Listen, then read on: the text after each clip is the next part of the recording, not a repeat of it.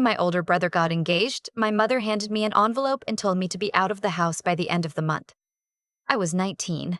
I want to start there because that's where most people expect a story like this to start, but the truth is it started much earlier, in 1,000 small ways I didn't have words for at the time. My name is Rennie. Father picked it, my mother never liked it, and for the first 19 years of my life, I thought the way my family treated me was just the weather. You don't argue with weather. You learn what shoes to wear.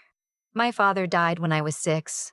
Construction accident, the kind that makes the local news for one night and then disappears. I remember almost nothing about that day except that my mother didn't cry and a woman I'd never met brought us a casserole, and my brother Holt, who was 9, kept asking when Dad was coming back until my mother told him to stop being a baby in front of company. After that, it was just the 3 of us, except it was never really 3.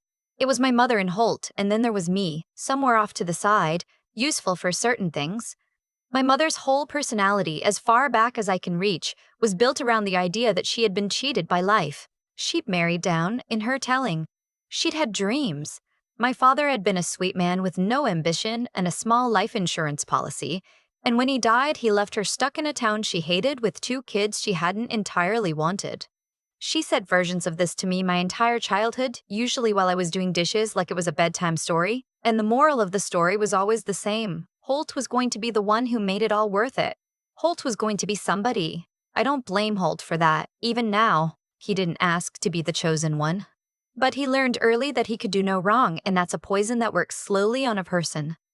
By the time he was a teenager, he treated me the way my mother did, like staff. Like a thing in the house that occasionally needed instructions. I made his lunches. I covered for him when he stayed out. When he wrecked the car that was supposedly the family car but that I was never allowed to drive, my mother told the insurance company I'd been behind the wheel because Holt couldn't have a ticket on his record, not with college coming up. I was 17. I signed where she told me to sign. College came for Holt and not for me. There wasn't money for both, she said, and Holt had potential, and I was the practical one, wasn't I? The one who was good with my hands and didn't need all that. So I got a job at a garden center the summer after high school, and I gave my mother most of my paycheck for rent. Which is a strange thing to charge an 18-year-old you're supposedly raising.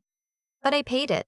I paid it for a year. And then Holt got engaged to a girl named Bree, whose family had a lake house, and my mother decided the small house we lived in needed to be a showpiece for her future in-laws, and there was no room in that picture for me. So, the envelope, $400 and a note in my mother's handwriting that said she'd done her duty and now I was an adult. An adult stood on their own. The end of the month, I remember sitting on my the bed in the room that would become Holt and Bree's guest suite within the week. And I waited to feel devastated. I'd seen enough movies to know that's what was supposed to happen. But what I actually felt underneath the fear was something closer to relief. Like a sound I'd been hearing my whole life had finally stopped. I packed 2 duffel bags. I didn't take anything that wasn't mine, even though there was a lot in that house I'd paid for. I left the key on the kitchen counter and I walked to the bus station, and I didn't look back at the house because there was nothing there I wanted to remember. What I want you to understand is that I was not a special person. I had no rich relative waiting in the wings, no secret talent, no plan. I had $400 and a job that paid $11 an hour and a duffel bag with a broken zipper. The first 6 months were the hardest thing I have ever lived through, and I include everything that came later in that comparison. I rented a room from a woman named Esther who advertised it on a paper flyer at the laundromat. $200 a month, a converted sun porch off the back of her house, no insulation, a space heater she warned me not to run all night because of the wiring. Esther was 73 and a widow, and she didn't ask me a single thing about how I'd ended up renting a sun porch at 19. She just looked at my face when I came to see the room and said, "You'll want a thicker blanket. I've got one." That was the first kind thing an adult had done for me in longer than I could remember, and I had to go sit in the bathroom of a gas station afterward because I couldn't let her see me cry over a blanket. I kept the garden center job and I picked up a second one, evenings, cleaning offices downtown. I want to be honest about this part, because people who tell these stories always make the climb sound noble and fast. It wasn't.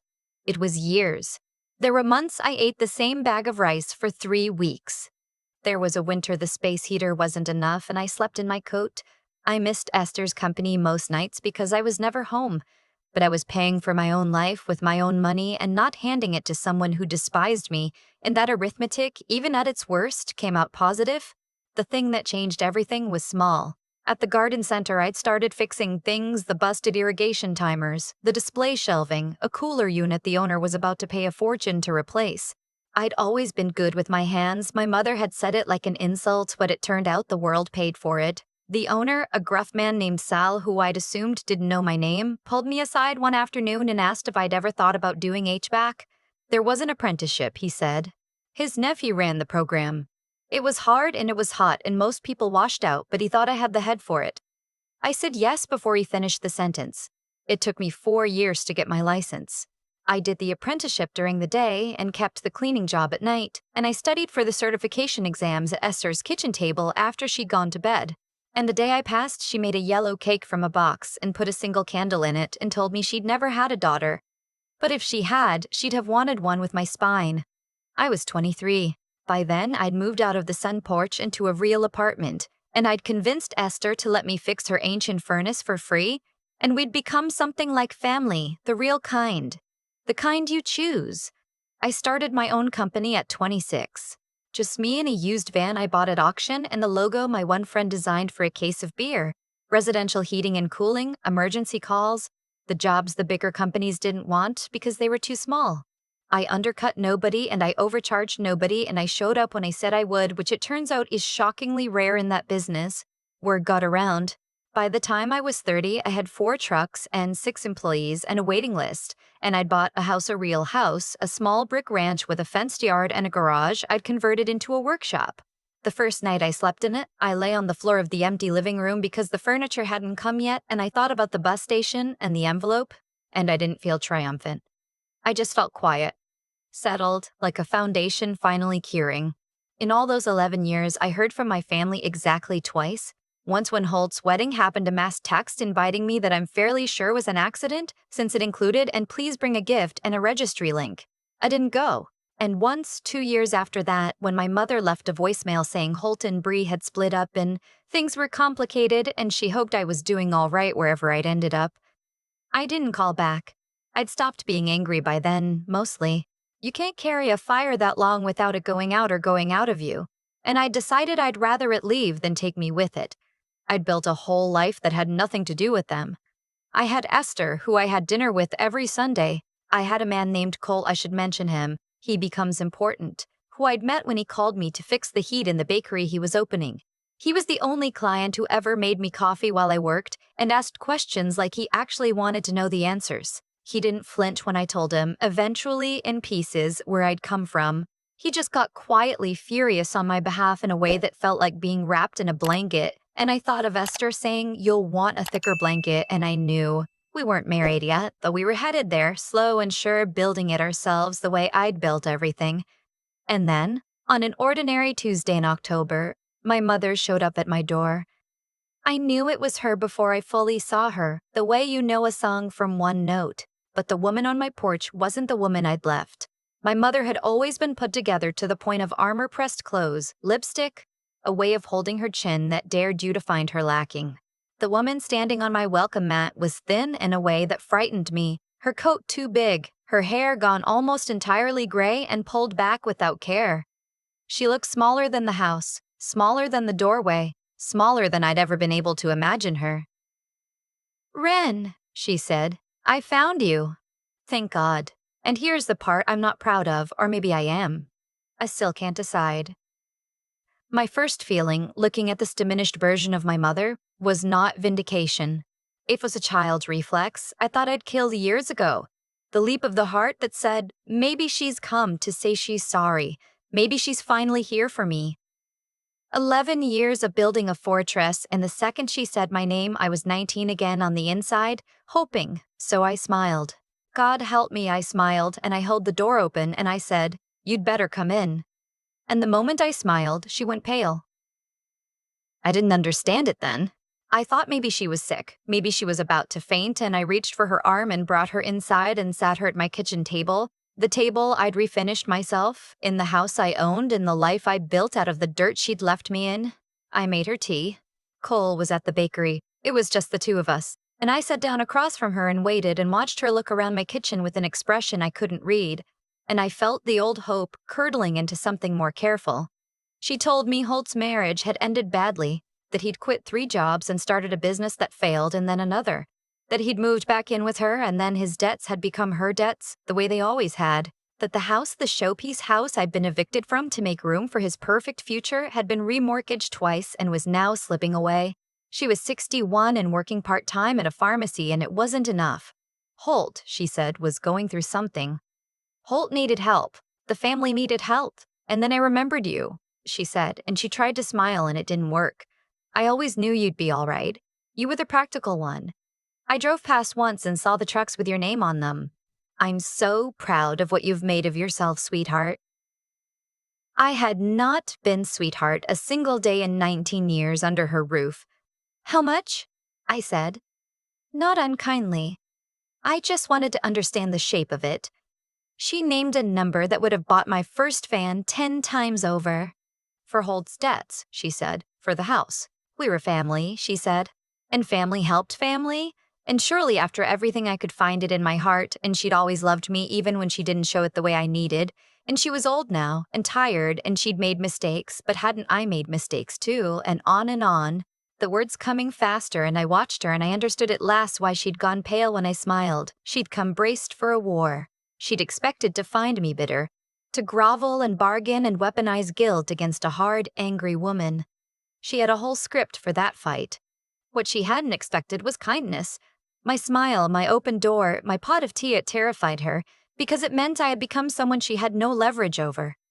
You can't blackmail a person with their own pain if they've already set it down. The warmth she'd never given me was the one thing she had no defense against, because it left her with nothing to push against except the truth of what she'd done.